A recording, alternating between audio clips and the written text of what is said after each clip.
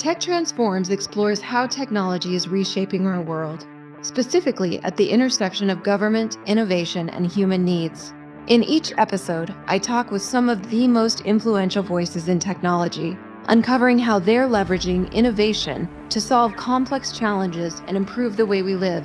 This episode is sponsored by Owl Cyber Defense, enabling high-assurance organizations to securely share mission-critical communications, audio, video, teleconferencing, and more, while ensuring compliance, reliability, and protection from ever-evolving threats. And ATARC, that provides a human forum between government, industry, and academic leaders to resolve emerging technology challenges. Welcome to Tech Transforms. I'm Carolyn Ford, your host, and today we're diving into operational technology, or OT, and specifically on military bases. It is a threat landscape that kind of feels like Jurassic Park, because when it comes to OT, we're not just dealing with one big obvious threat.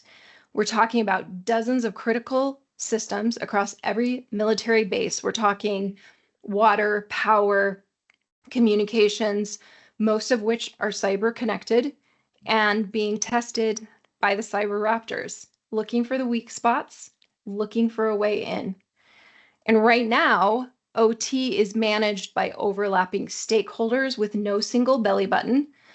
And to add to that, a national cyber talent gap and almost a complete void in cyber talent plus OT talent. And we've got a very exposed flank. So we know the raptors always get in, which is exactly why today's guest is here.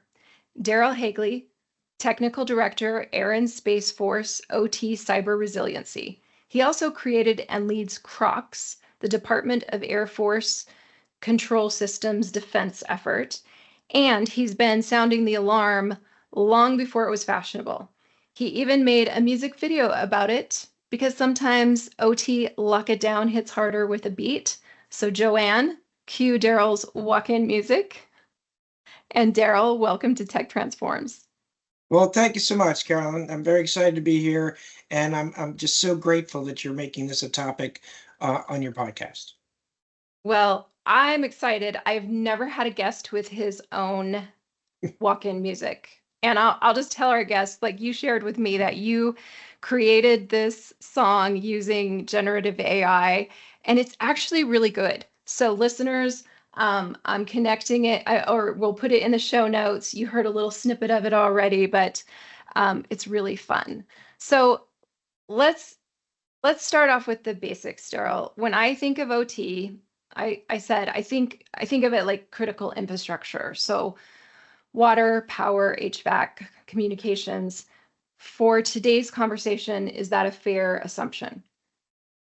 Yes, absolutely. And I just want to go ahead and make the required statement that, what I'm sharing with you are my own professional and experienced opinions and do not represent the official views of the Department of Defense or Department of the Air Force. But you're absolutely right. And when we say critical infrastructure and we think of operational technology or control systems, power, water, airfield lighting, HVAC systems, fire, life safety, all these systems in which 100% of every single mission depends are on bases and are being run the same way inside a base as outside. However, when people say critical infrastructure, a lot of times they'll only think of the items outside a base, not on a base. So that's where we're focused, is to make sure that a lot of the systems that have not had cyber baked into them from the beginning are protected, and we have the right focus on it from a cyber perspective. And really looking forward to talking to you about the challenges and the way forward to make sure we make progress there. We're talking about micro instances. These military bases are their own contained little cities? Yes, I mean, we're all self-sufficient, and we're all supposed to be able to survive without the outside infrastructure. Every base has a installation energy resilience plan, and they determine outline how long they should operate without power and water. And they are supposed to rehearse that. In fact, there are energy readiness resilience exercises to where we actually pull the plug from the outside and we test the energy resilience of the base. Uh, Now, we have found that since there's a lot of these assets on there, and there have been kind of silos in communication, sometimes like a diesel generator that is supposed to come online may not go exactly as the tabletop exercise. So we're learning a great deal from that and we're adjusting from those. And we've also come up with these cyber readiness resilience exercises as well, and tested specific control systems on the base so that the uh, operational technologies operational technology owners and operators kind of know what their role is in a cyber incident and response. How big of a deal is it? I know this is kind of a dumb question, but if the military base critical infrastructure did go down, I mean, couldn't they just switch over to our critical infrastructure? Like their power goes down on the military base, they just like Camp Williams is the base Right, near me. They right. just switch over to So ours.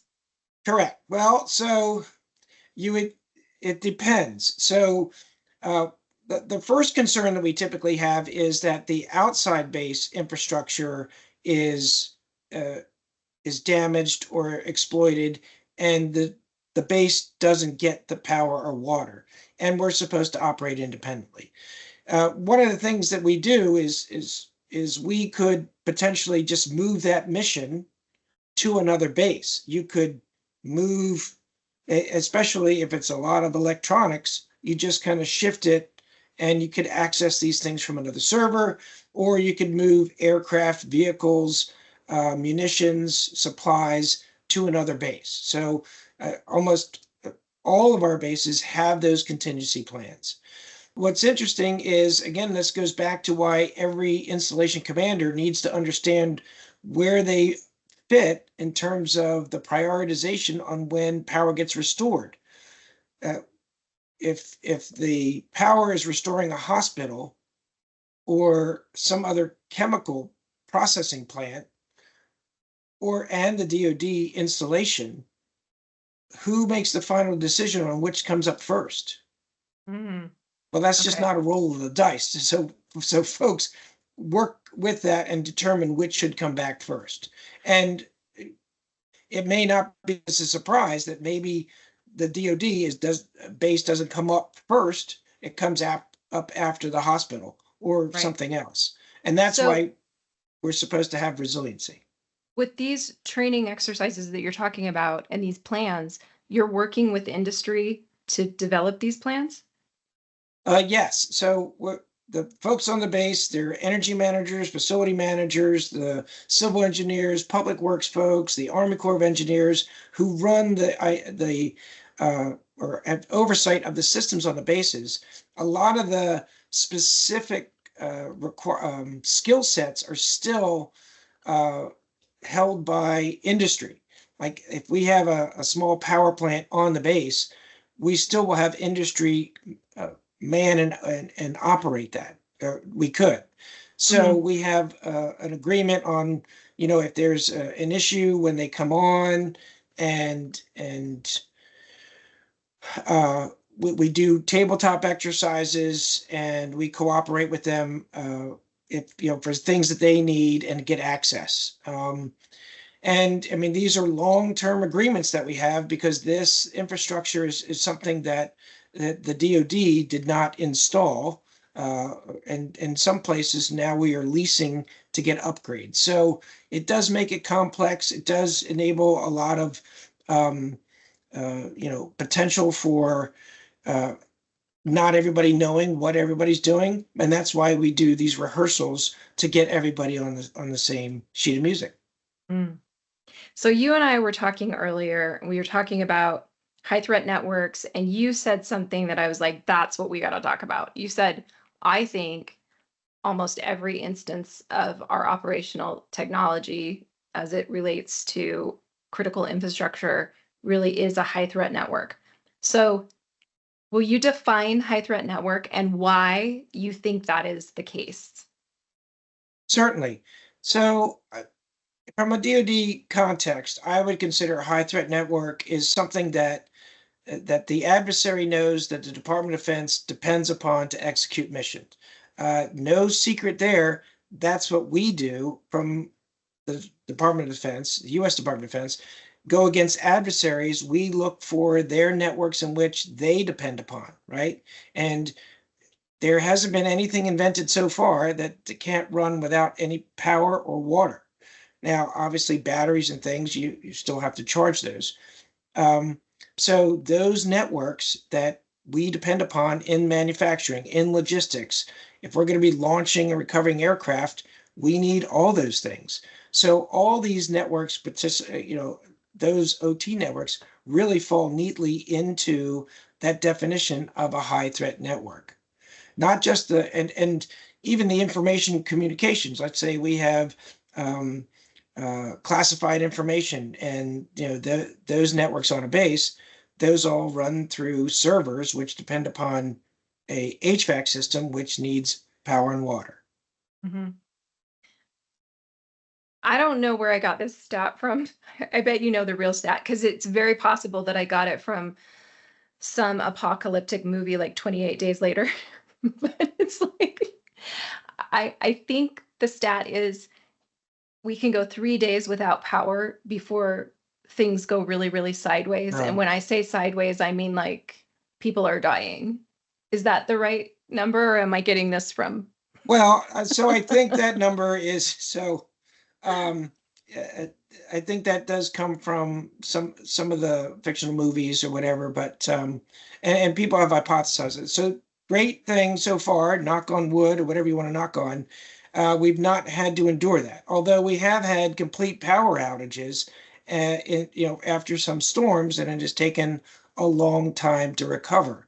That's also part of our grid resiliency, to where we don't see a way to just from one click, on a keyboard, you can't take out all of our infrastructure. Um, and as specifically on those days, I mean, I just saw this documentary film called 76 Days Adrift, to where somebody survived at sea alone for 76 days. So 3 days, uh, I think that might be on the little low side. Okay, Um, so I'm doing a scare tactic there. Okay, thanks for checking me, Daryl. Well, but if everyone in all your neighborhoods had no power or water, then yeah, there's going to be some struggles there, and people are going to try and go and go get those. So part of these resiliency plans are, well, do we make DoD their bases, the places that people can go to get that if we are in that kind of dire straits? I mean, Yeah. we're postulating as what those options would be. Yeah, I mean, and I bring that up because to your point, this is why the adversary would be targeting these networks. And these networks really are all connected. I think that you were part of the effort way back when, like, you kind of invented the Internet of Things Well, with. hold on a second. So, but let me interject there. So one of the things that is has been a benefit, but also created a problem, is these OT networks and infrastructure networks were really kind of all run without any interconnectivity for decades. I mean, and we would have engineers, we'd have people stand there managing with a clipboard, writing stuff down. But we have gotten away from that, and it is cheaper to connect something and get data from than to hire a person to do that.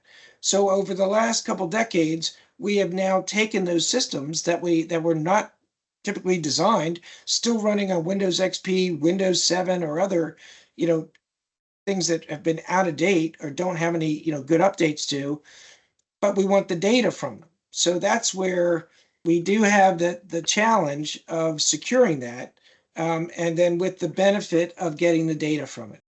And from a cybersecurity perspective, what we're learning is, the OT owners and operators are not don't have the cyber experience and have not purchased or know how to use cyber tools.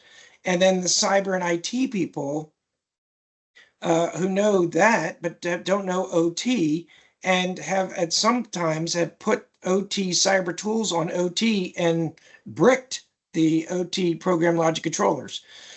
So what we found is there's we almost need kind of this new person. I ask audience all the time, do you think an OT owner and stakeholder, owner and operator should learn cyber, or we should get the cyber and IT person to learn OT? And and then like not too many people raise their hand. And I said, well, the third option is we just invent these rainbow unicorns that does OT and cyber, and everybody raises their hand because that's what they want. But we've not developed all those. Thank goodness industry is starting to develop solutions we can use. Colleges are starting to include cyber in some of the engineering courses, and we're getting some exposure along these lines.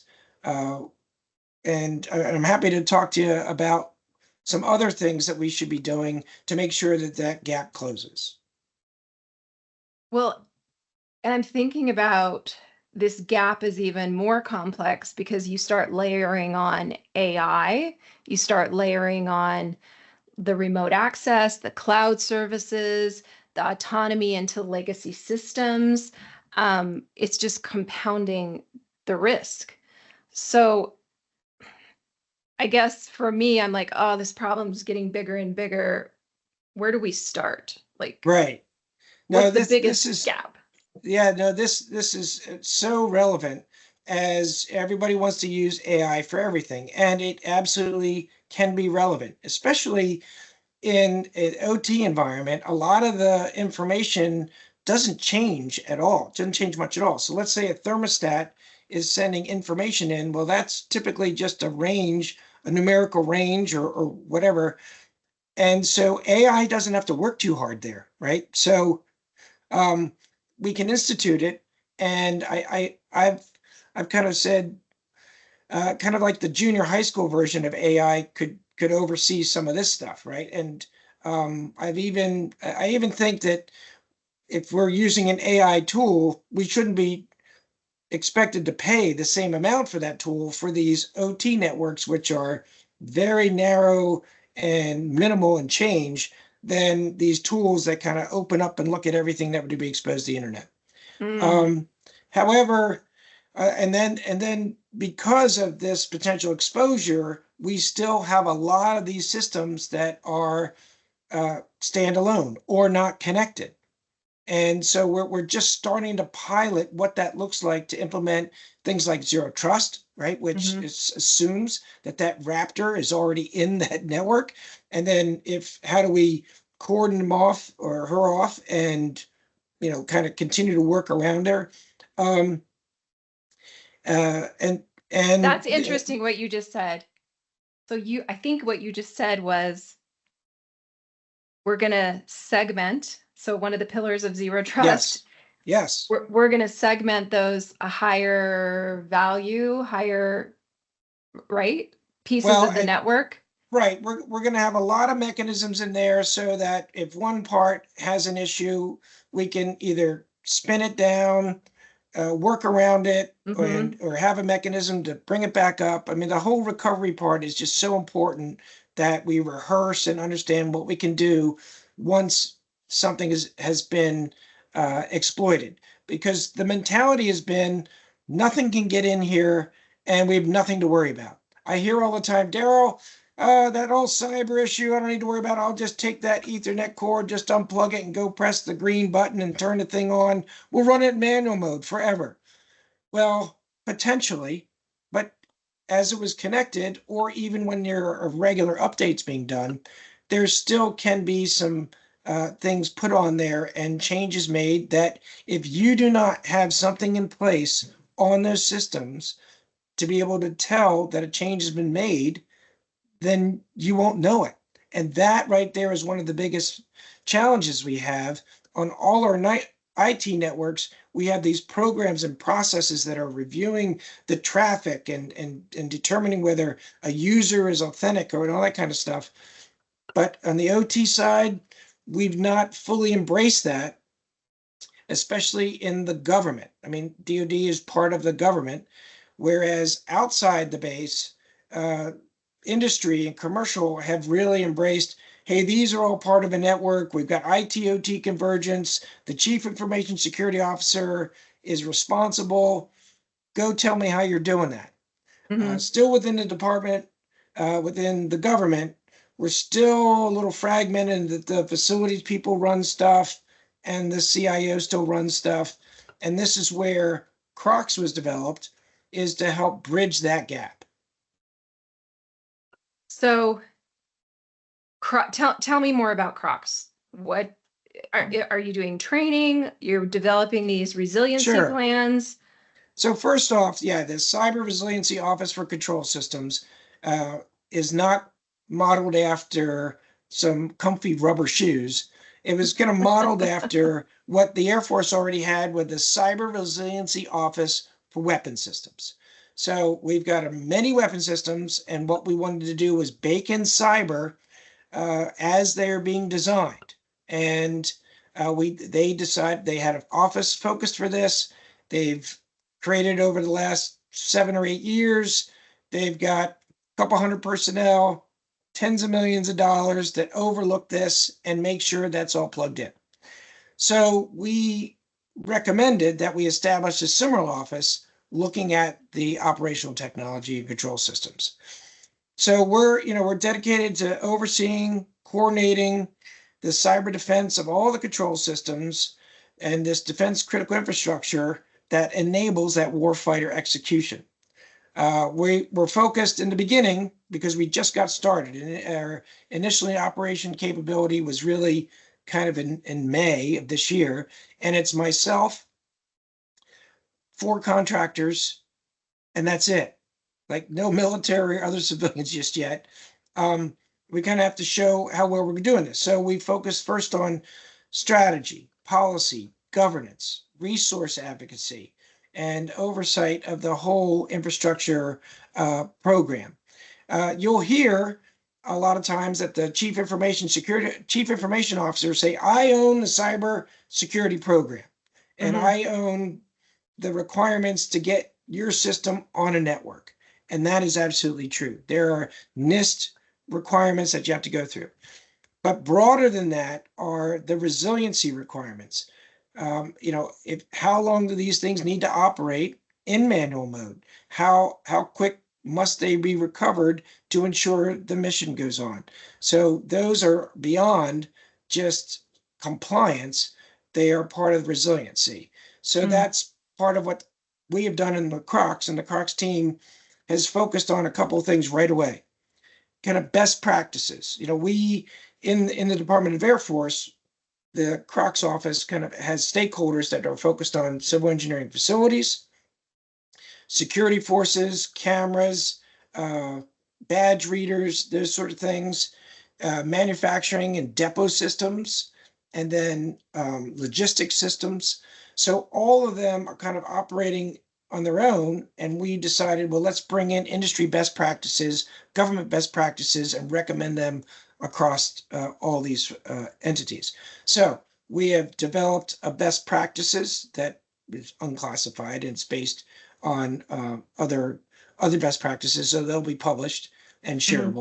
shareable. We've come up with a self-assessment cyber methodology. So if you don't have a budget to bring in cyber experts and you want to just kind of go through a step-by-step process that makes it easy for you to understand what is really critically dependent for a mission, and then what questions you should ask for cyber, we walk through that. And then the other thing is we've done is there's over 200 cyber training opportunities that are just focused on OT. Now, when I started this about 10 years ago, there was only a handful. Mhm. Now it is getting the recognition that we need to focus on it, and there's a lot out there. So we went through all that and we kind of narrowed down the top 20, and those that we're recommending, either OT people or IT cyber people, can take and meet the qualifications within the Defense Cyber Workforce Rules, so DCWF. And those are based on NIST requirements. But essentially, there are 70 standard cyber workforce roles. And there's only one that we were finally able to eke into this thing. I mean, Carolyn, this is what's just amazing. Of the 70 work rules, only one addresses OT. And it took 5 years for me to get it into this process. Wow. And so it's finally here, and we're working with the DoD CIO office and NIST to finalize what is the requirements for beginner, intermediate, and advanced training, and what the certifications are. So then you'll be able to hire against those folks, and then you'll be able to have your jobs classified. But then also very important is when OMB asks the government, how many people do you need in these 70 work roles? One of these work roles that we'll begin to get data from is OT. And we'll learn, do we need 5 people? Do we need 5,000 people? Right. I don't know. But to your opening comments, we're not sure how many we need, but we know we don't have enough. So do you feel like you've reconciled the challenge of who's the belly button? That's one of the most alarming things to me, is that there's no clear ownership. So are you still getting tension between your cyber and OT people, or did you create that unicorn? Well, so we have the process of what the unicorn should do. What still is needed, and I'm really glad you're bringing this up, because accountability is really the number one thing that is needed in cybersecurity. And with the CIO's office or the CISO's office or others that within the C-suite have to report off how well you're doing, they are giving metrics all the time on how well they're complying to the IT or the standard incident response requirements. If there's a vulnerability, they are reporting, hey, this was on our Windows 10 boxes. We had these people fix it. It will be pushed in an update tomorrow.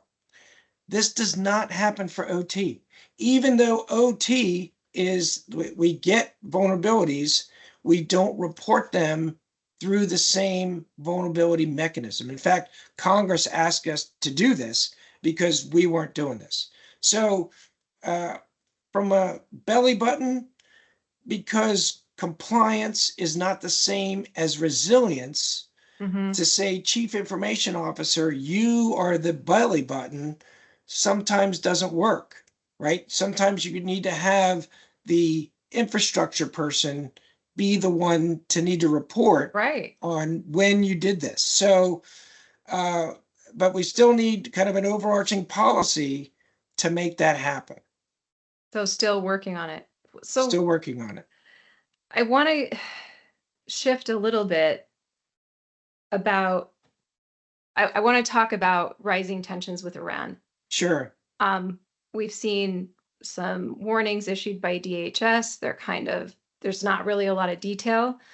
So what's your take? How serious is the threat from Iran?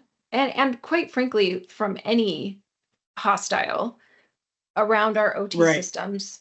And what measure should we put in place, increase right now to address this? Right. So the Director of National Intelligence puts out an annual report, and over the last several years, and it's unclassified, and it in the show notes, read that. Okay, great. So and they have addressed each of the big countries to be concerned with. China, Russia, North Korea, and Iran have all just done things that we can show evidence against infrastructure on our country. And they have either publicly or it's in their policies that this is what they want to do. They recognize, as anybody who's studied military history, if you take out the infrastructure or make it harder for a military operation to occur, then by taking out the infrastructure, then that's what you should first target.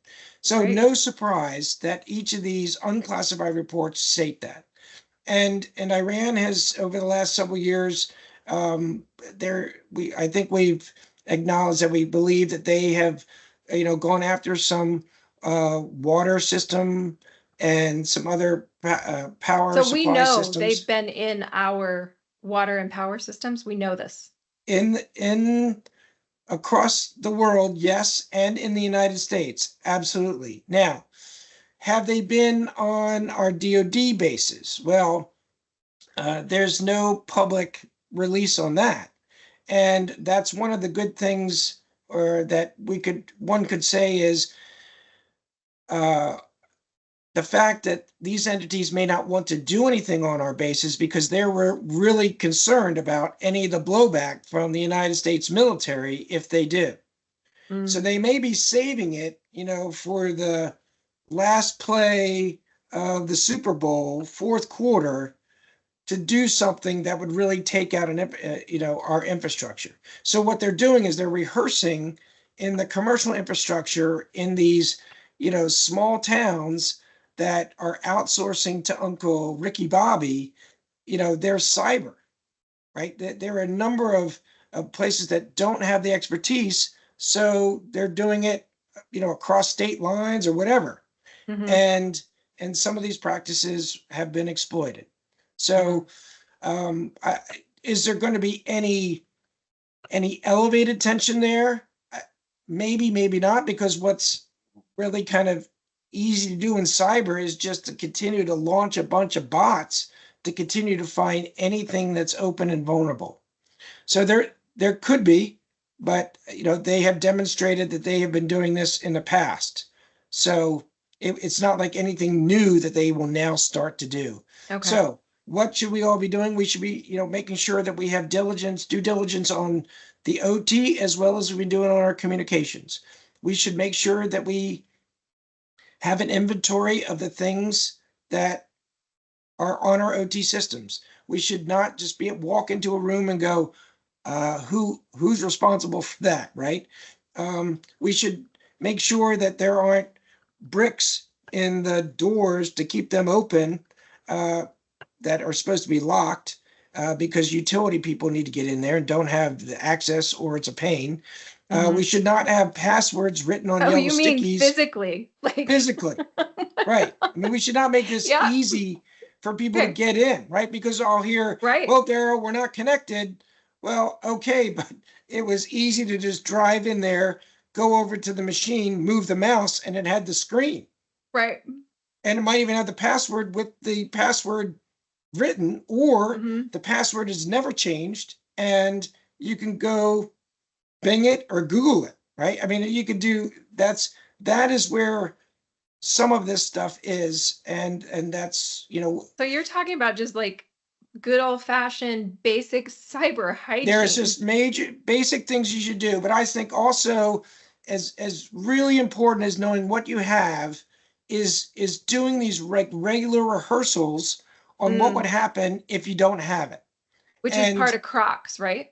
well, that's what we have offered, that we can help walk you through that process to do that. Because what we have found, a couple folks have gone through this, have now discovered things that they didn't know before. Like, oh, we would go over here and do this, and oh, I didn't know this was here. Or we've had some people go through exercises where they'll look for wireless signals Mm. and they'll find one. And oh, wait, Mm. there's no wireless signals allowed here.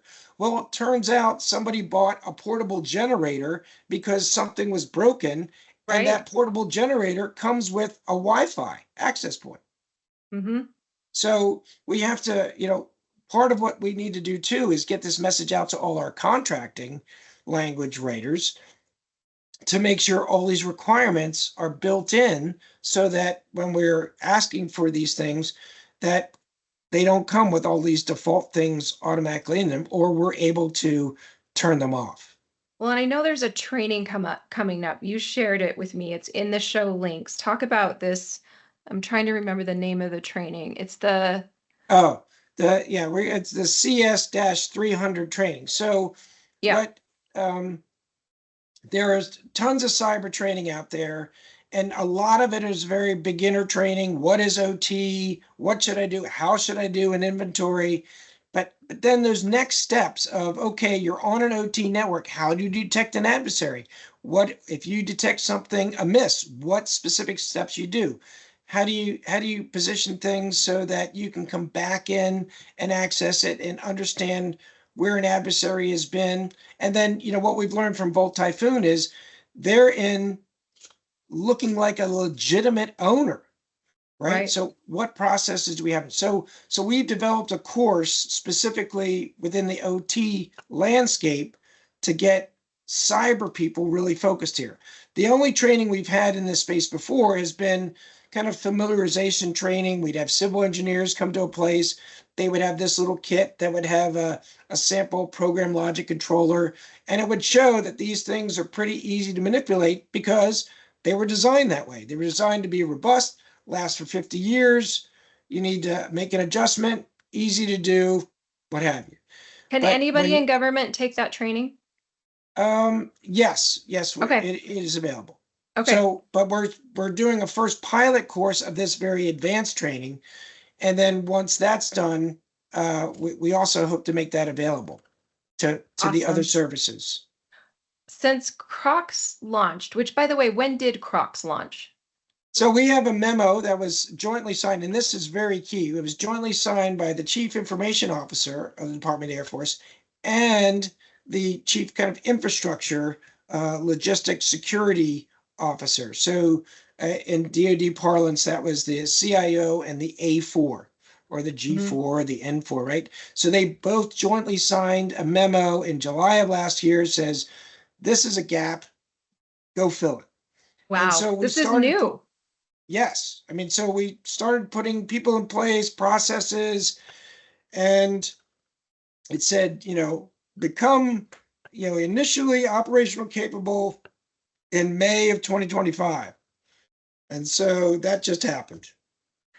So, but now we've got you have to, like, to start anything, you have to have rules, you have to have policies, you have to have agreements.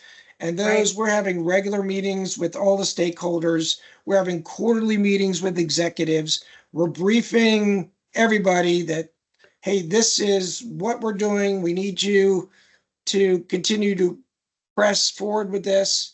Mhm. And, the big thing is getting money into the POM process. Something that just starts today didn't have tens of millions of dollars sitting in there waiting for it to happen.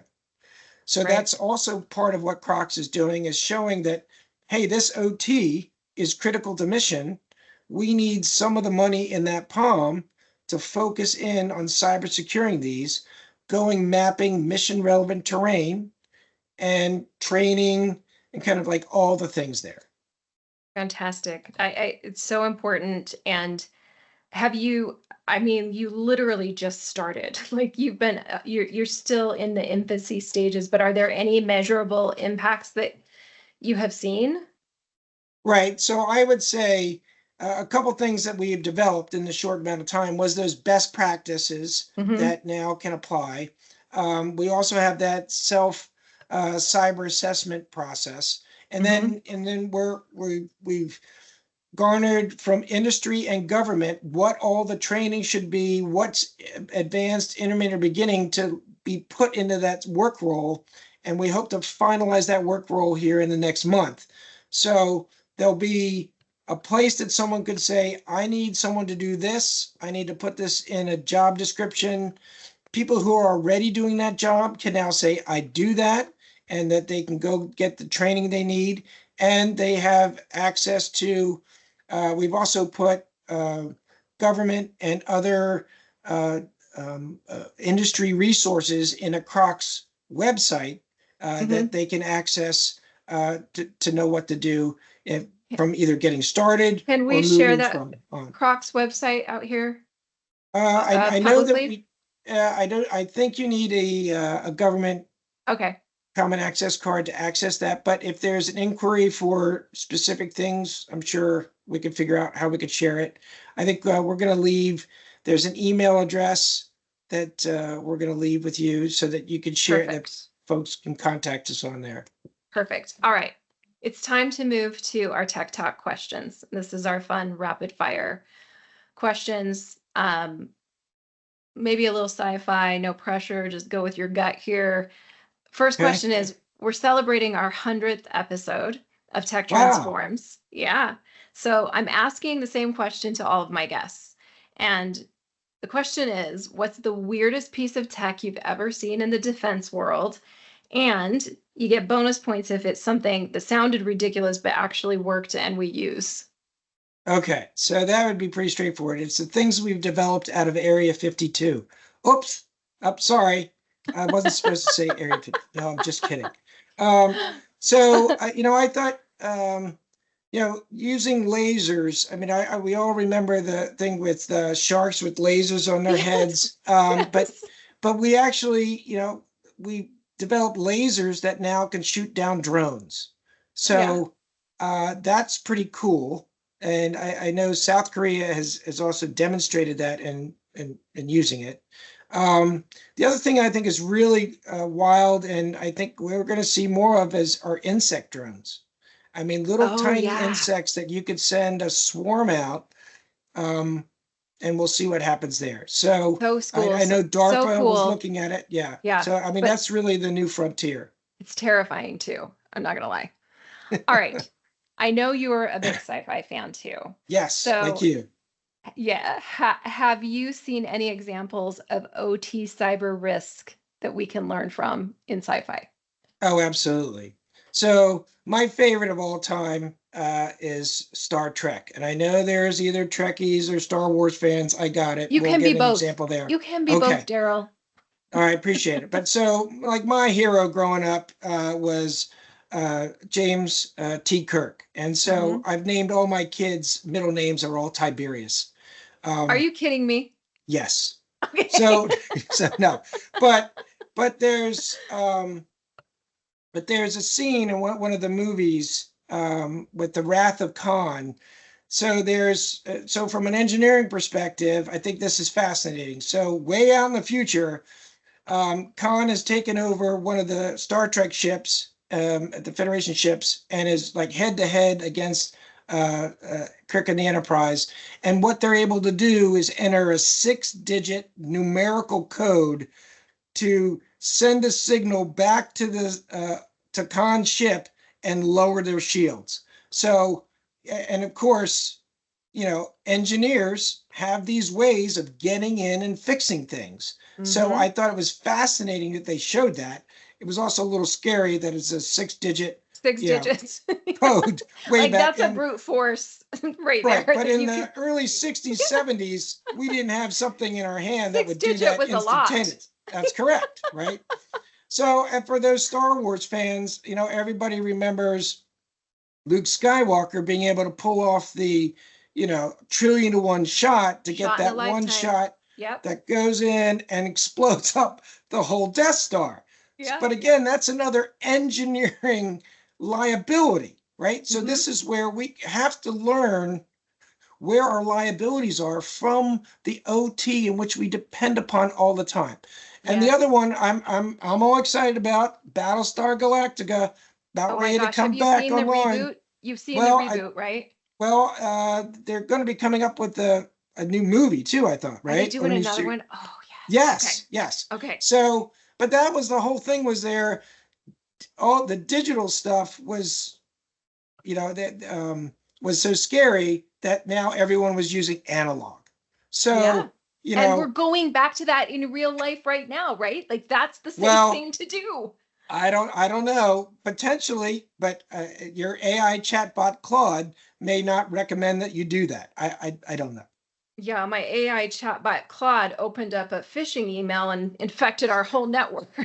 I don't know. Maybe you could train them to prevent that. But yeah, I just think Yeah. those things are fascinating, and that's kind of the mindset that I'm really, people just need to look from even their home to at their work and at their operations to understand those dependencies. Hmm. And I remember as a kid, we were all supposed to do fire drills at home. You're supposed Yes. to, right? Yes. You had the ladder by the wall. We Hmm. never tested that out, right? No. but we have to do this for cyber. We Yes. really just need to do these rehearsals to understand where our potential vulnerabilities are and what we can do differently. All right. Well, can I ask one last question? I want to bring Sure. it back around to Jurassic Park. If you Okay. could give Dennis Nedry one piece of cybersecurity training before he took down those fences, what would it be? It can't be don't take down the fences. It's got to be something else. Right. Well, so um,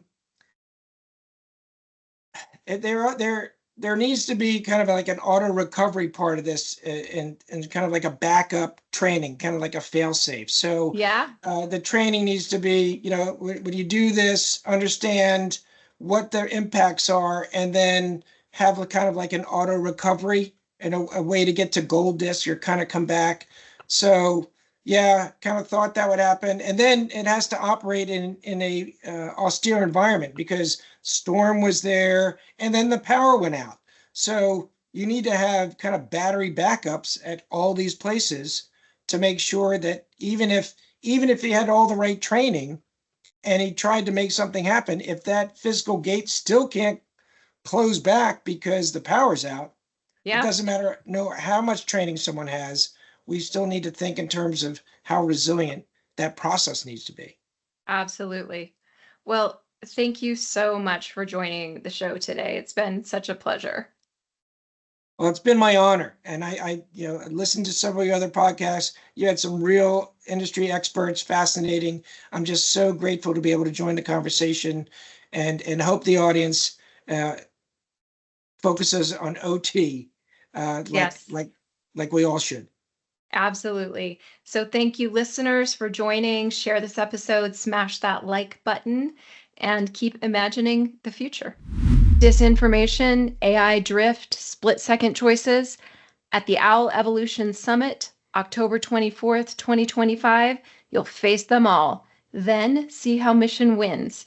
Reserve your spot now at owlcyberdefense.com/summit. Thanks for joining us on Tech Transforms. If you enjoyed this episode, please smash that like button and talk about it with a friend. I'm Carolyn Ford, and this is Tech Transforms, brought to you by Owl Cyber Defense and ATARC.